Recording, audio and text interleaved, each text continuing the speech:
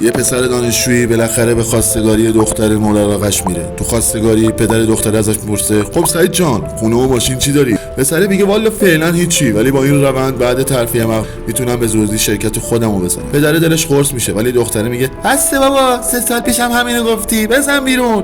پسر با دل شکسته میره. دختره با پسر دایی خودش که یه فرش فروش پولدار بوده ازدواج میکنه. مدتی بعد وضعیت مالیشون به هم میریزه و آروم آروم دعواشون شروع میشه. پسر مجبور میشه از رفیقش درخواست پول کنه. رفیقش میگه چک سفید امضا برات گذاشتم، فردا بیا دفتر ببر. ولی روز بعد براش کار پیش میاد و زنش رو به جای خودش میفرسته. دختره تا میره شرکت اون همه پول و خوشتیپی و رفیق شوهرش رو میبینه، هوا برش میداره. یکم قیافه رفیقه براش آشنا بود، ولی خب تمرکزش رو میذاره روی خیانت. بعد از گرفتن چک هر روز به یه بهانه‌ای میرفته دفتر و یه اشوه خرکی میومده، تا اینکه بالاخره رفیق شوهرش بهش میگه فردا دفتر خالیه، یه سر بهم بزن. دختره فردا عرض زده با بهترین لباس میره دفتر. همین که درو باز میکنه یهو شوهرش رو میبینه که با عصبانیت به زنش میگه تو اینجا چه غلطی میکنی؟ رفیقش رو به دختره میگه حتی منو یادت نیومده، من همون سعیدم که 15 سال پیش بهم جواب منفی دادی. وقتی فهمیدم رفیقم میخواد با تو ازدواج کنه گفتم آدم قابل اعتمادی نیستی. کسی که خودشو به پول بفروشه 10 بار دیگه همین کارو میکنه.